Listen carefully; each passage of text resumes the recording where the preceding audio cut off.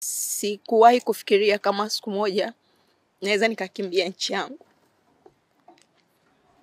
Nimeacha familia na nimekimbia usiku wa manane kwa sababu ya hofu ya kuuawa. Na nazungumza hapa nawakilisha maelfu ya vijana wa Tanzania ambao wengine wameshindwa kuondoka, wengine wamekimbia, lakini wengine wamejifungia, hawawezi kutembea, hawawezi kwenda mahali kokote.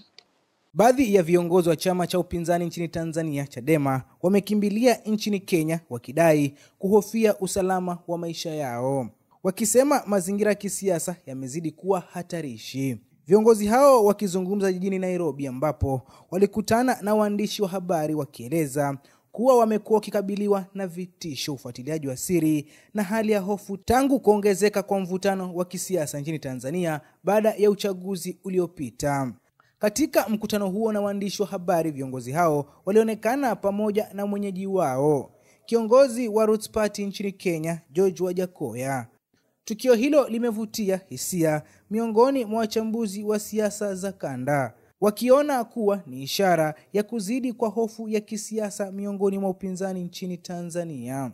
Kwa upande wake, serikali ya Tanzania imekuwa ikikanusha madai haya, ikisisitiza kuwa nchi inaendelea kuwa salama na kwamba hatua zote za kiusalama zinazochukuliwa ni kwa mujibu wa sheria na taratibu za nchi.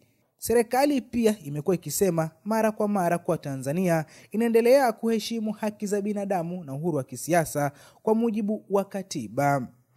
Hata hivyo, ripoti kutoka kwa wanaharakati na baadhi ya mashirika ya haki za binadamu zimekuwa zikionyesha ongezeko la visa vya watu kupotea, vitisho kwa wanaharakati na ukamataji wa wanasiasa wa upinzani, hasa katika kipindi cha kuelekea na baada ya uchaguzi.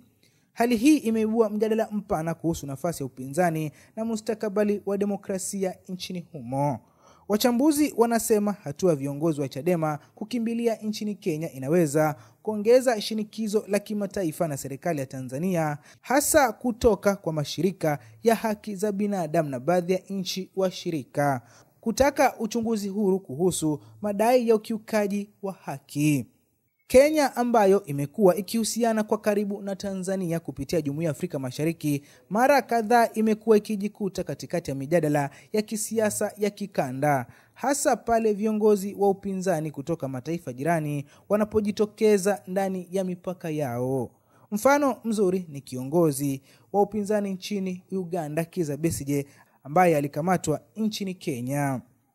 Kwa sasa bado haijafahamika wazi ni hatua gani viongozi hao wa Chadema wanapanga kuchukua wakiwa nchini Kenya, lakini taarifa kutoka kwa vyanzo vya karibu na chama hicho zinaeleza kuwa wanatarajia kuwasilisha malalamiko yao kwa mashirika ya kimataifa na taasisi za haki za binadamu, wakiomba ulinzi na uangalizi wa kimataifa kuhusu hali ya kisiasa nchini Tanzania. Tukio hili limekuja wakati ambapo mjadala kuhusu nafasi ya demokrasia, uhuru wa vyama vya siasa na usalama wa viongozi wa upinzani nchini Tanzania unaendelea kushika kasi, huku wadau wengi wakitaka serikali kuweka mazingira huru na salama kwa vyama vyote vya kisiasa. Kwa sasa hali inasalia kuwa ya wasiwasi miongoni mwa wanachama wa Chadema, huku wengine wakihofiwa kuendelea kukimbilia mataifa jirani kutafuta hifadhi, wakisubiri majibu kutoka kwa taasisi za kimataifa kuhusu hatua zitakazochukuliwa.